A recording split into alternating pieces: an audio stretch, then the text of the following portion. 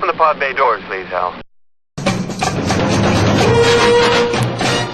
Hello, everyone, and welcome to a special report from the Pod Bay Doors podcast.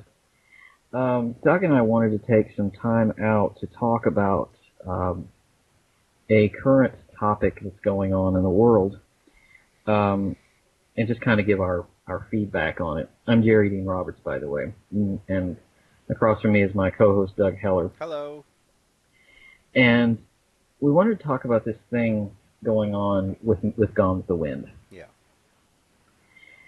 If you don't know, last week this piece came up on USA Today from a writer named Maria Puente regarding the Orpheum Theater in Memphis, Tennessee, and its decision to remove Gone with the Wind from its festival, from its classic festival, because of the complaints of certain organizations, certain people, about the film being racially insensitive.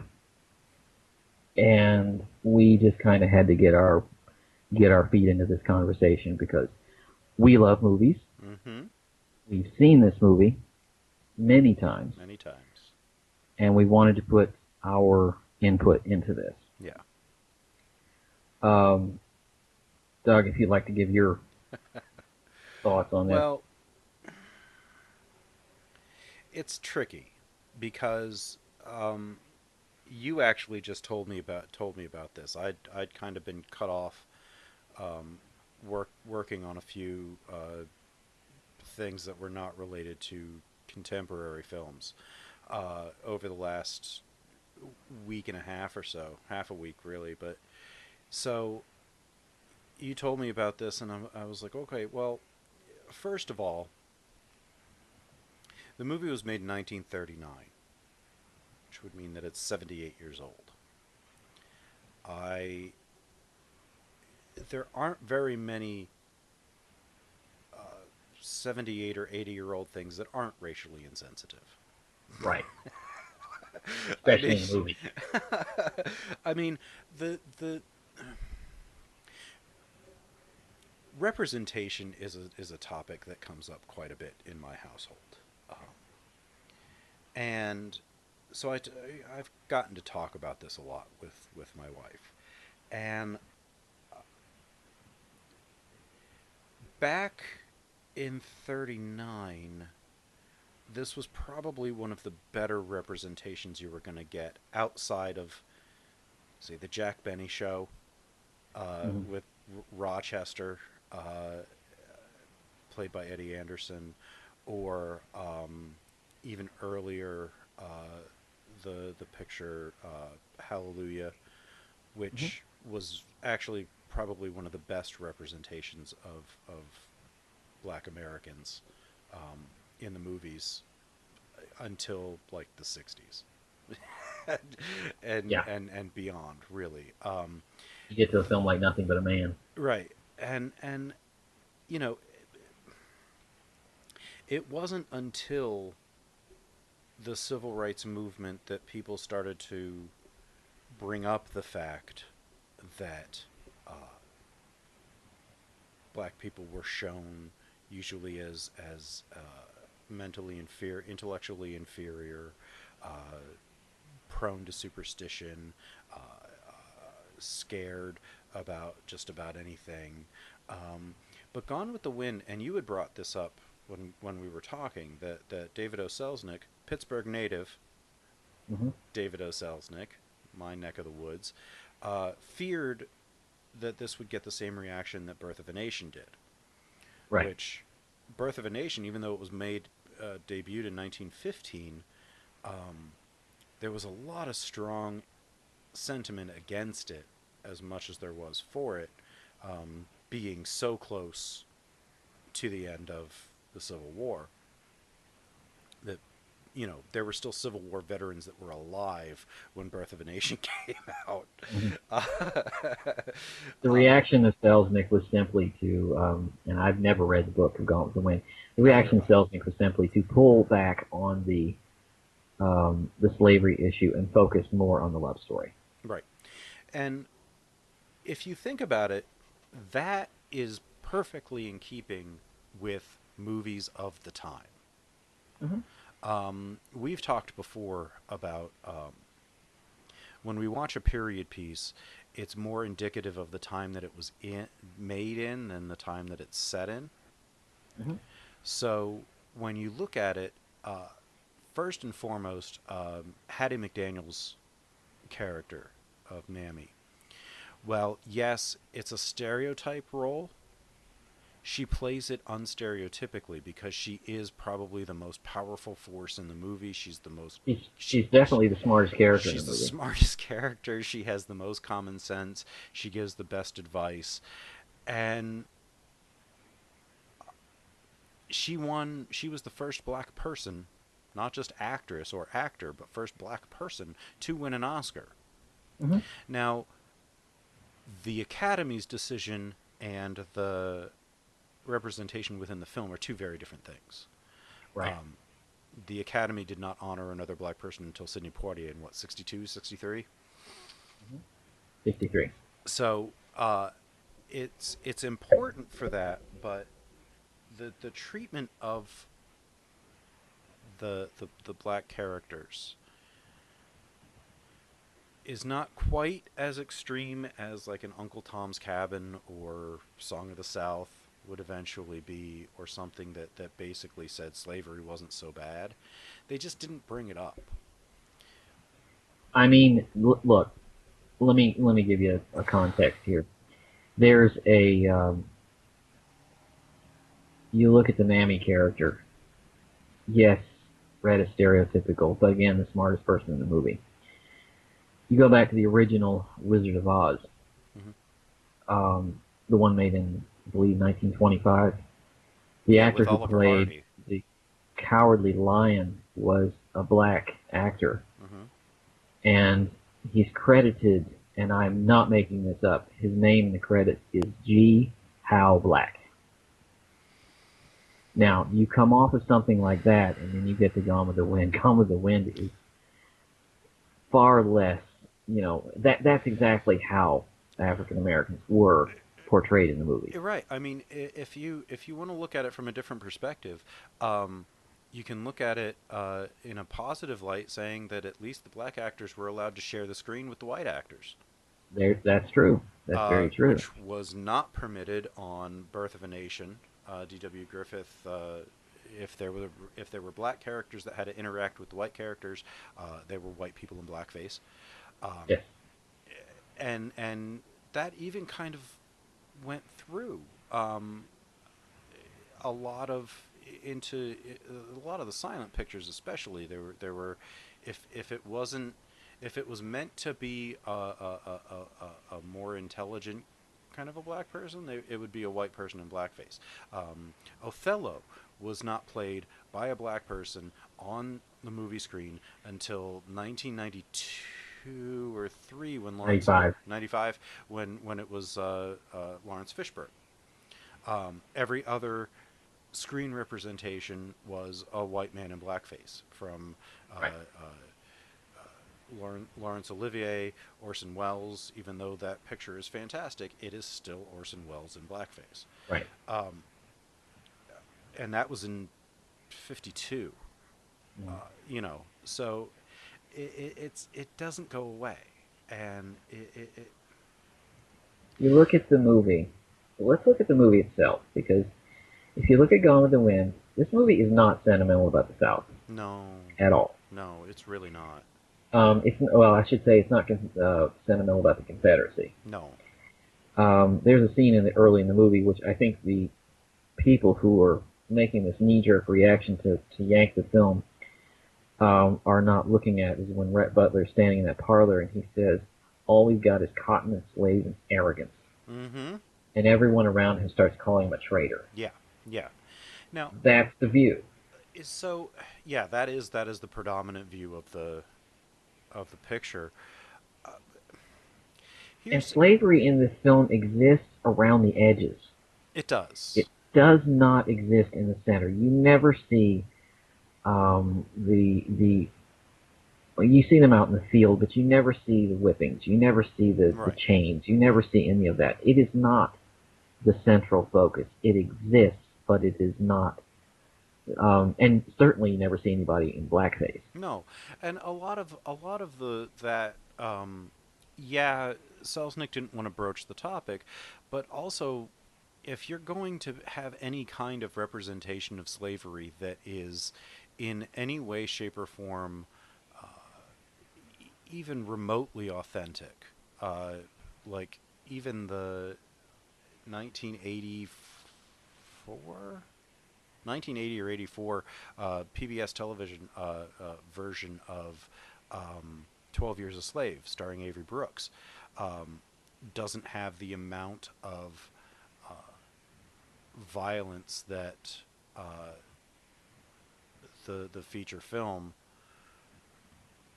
directed by Steve McQueen Mhm. has, that won Best Picture for 2012.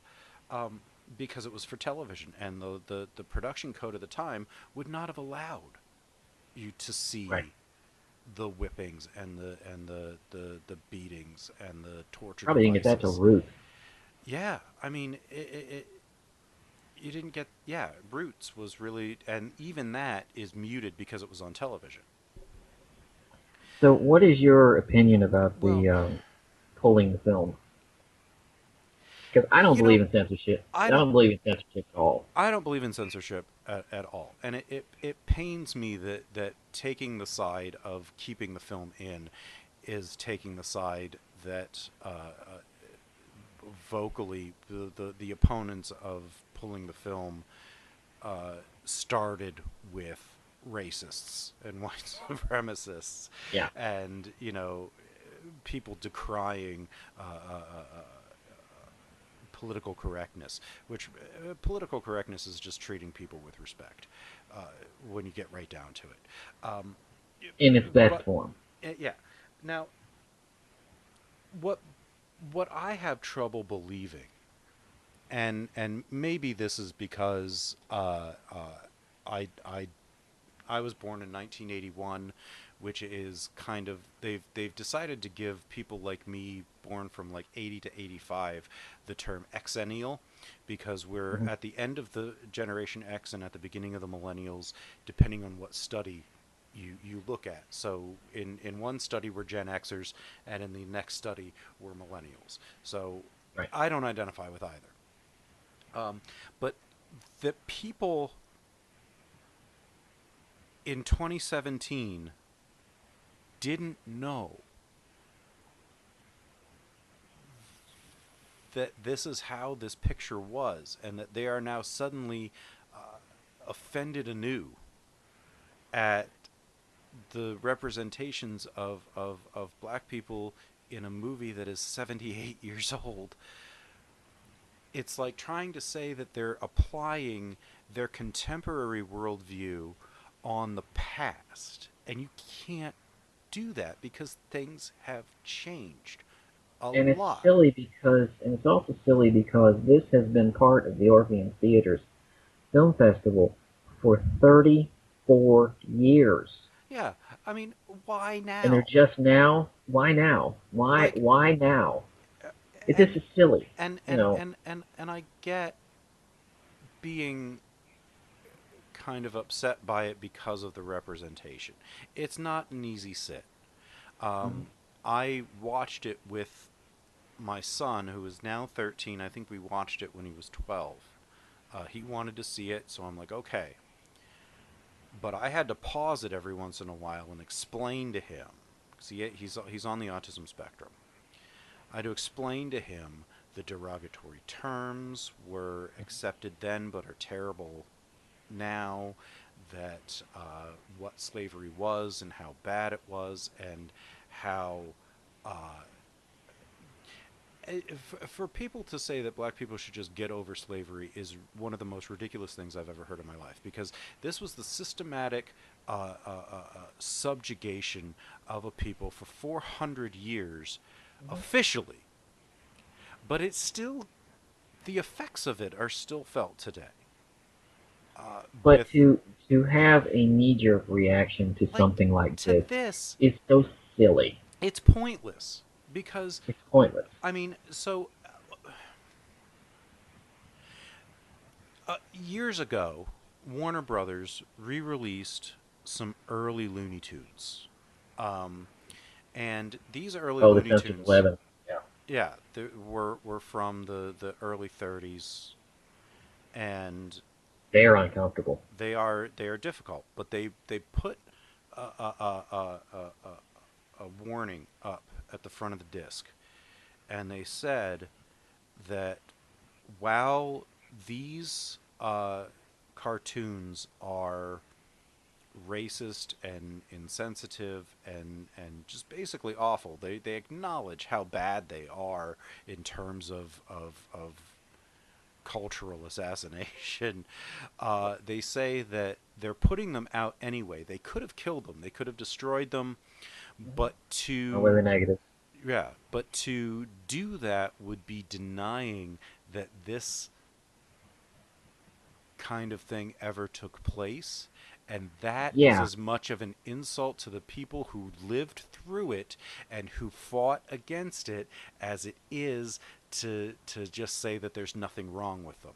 And and that, I don't believe in censorship in any form. And I don't believe in destroying the past, because when you start destroying the past, you're basically trying to wipe it off the face of the earth.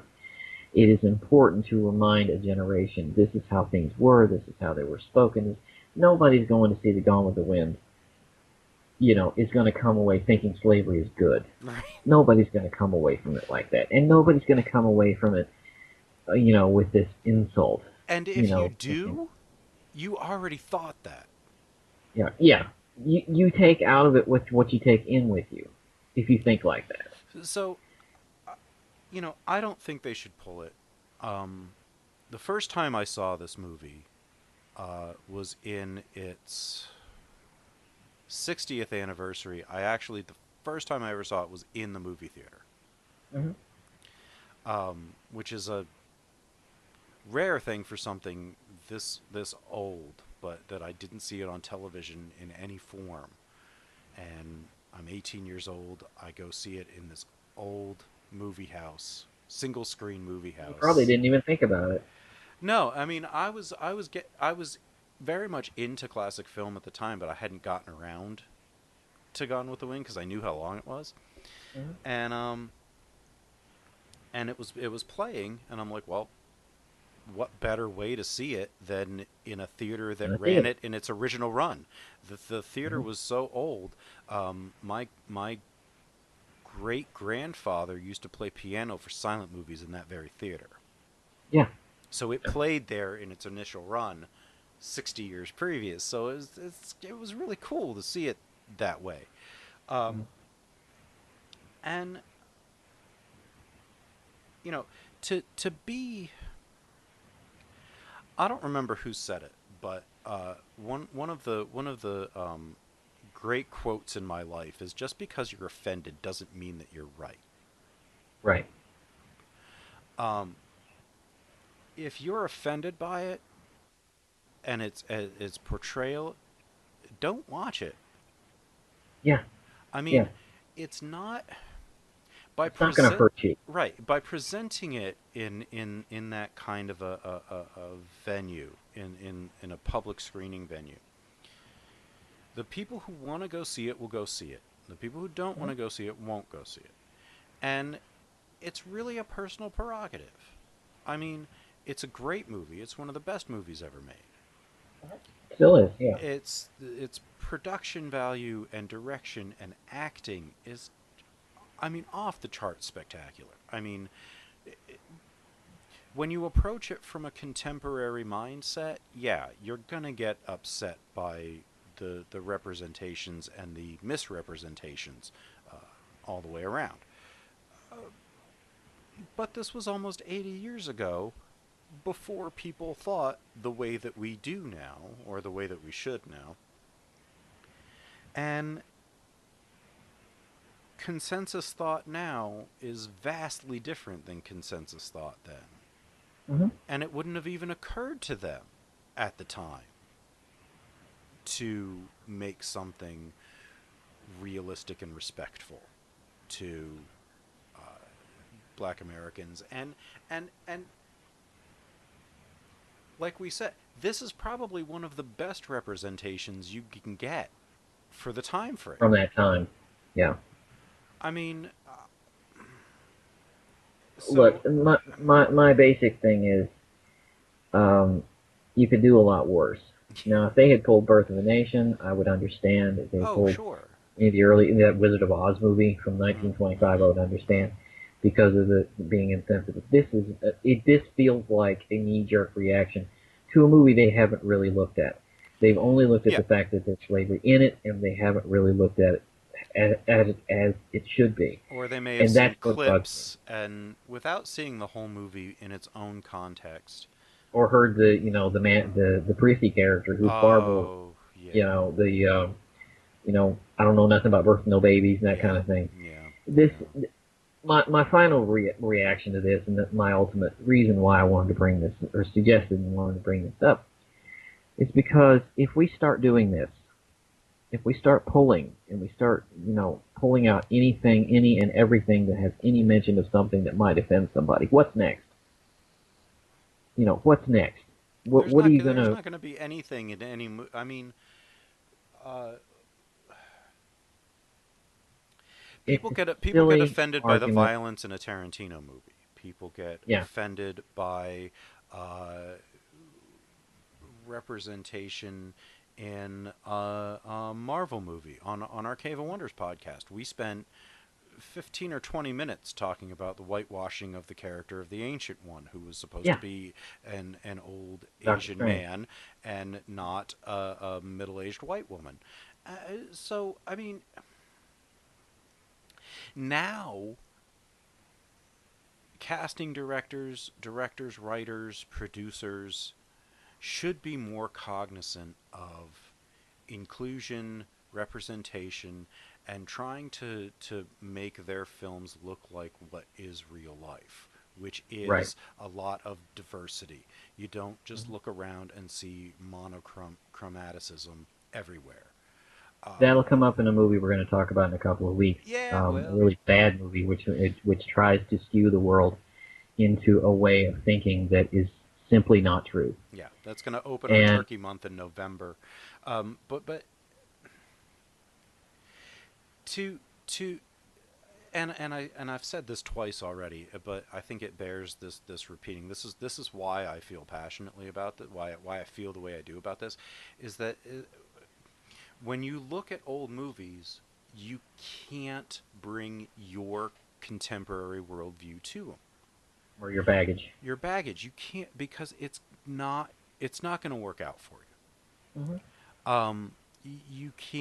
You can't look at you can't look at Citizen Kane and go, well, I saw the same camera move in Goodfellas. Well, Yeah, yeah, I've heard that. I've heard that. I've heard 49 that said. years later, Yeah. sure.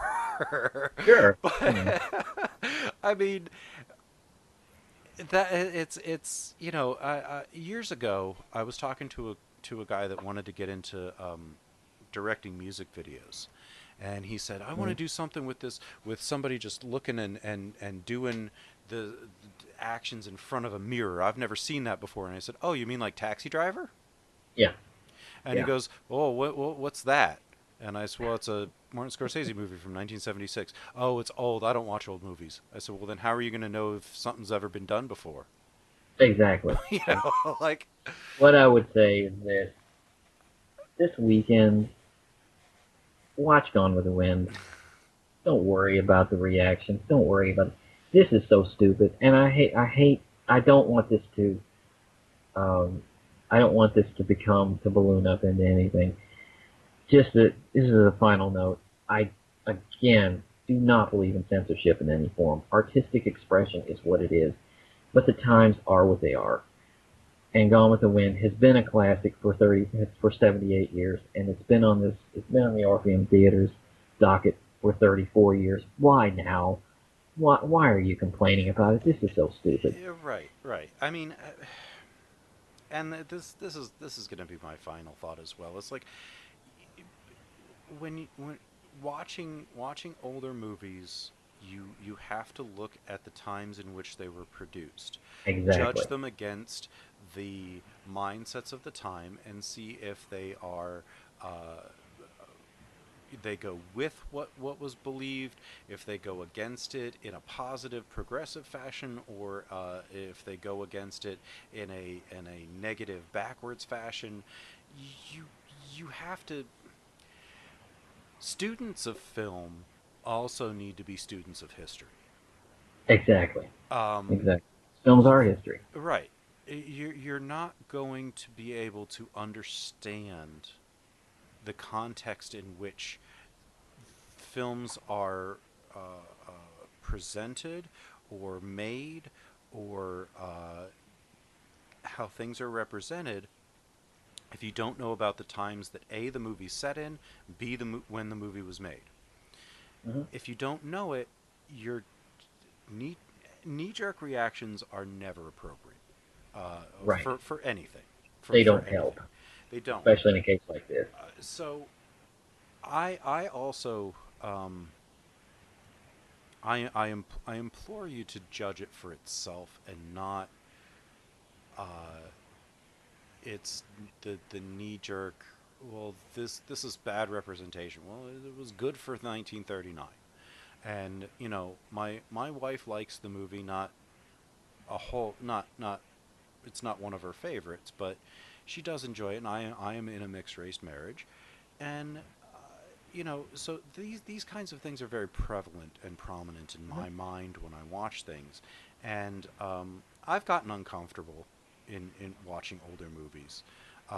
There was one movie that was one of Clark Gable's later movies where he played a plantation owner.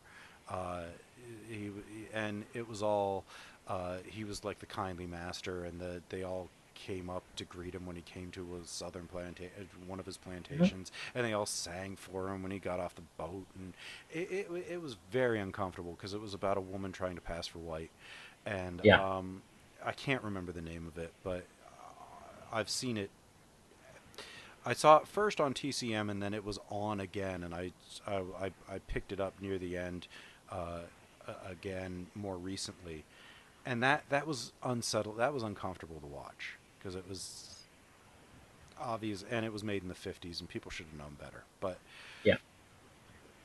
But to wrap this up, that it was just something that was on my mind. I don't, like I say, go watch the movie. I could talk for Don't days listen. on this. We So could yeah, talk. it's We'll do an episode eventually on Gone with the Wind, but I just really wanted to talk about this because it was yeah. in the news. It was I mean, current. And it's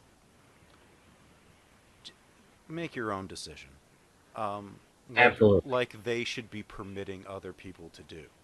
Um, it's it's it's it's the height of arrogance to expect everyone to think, feel, and believe the way you do.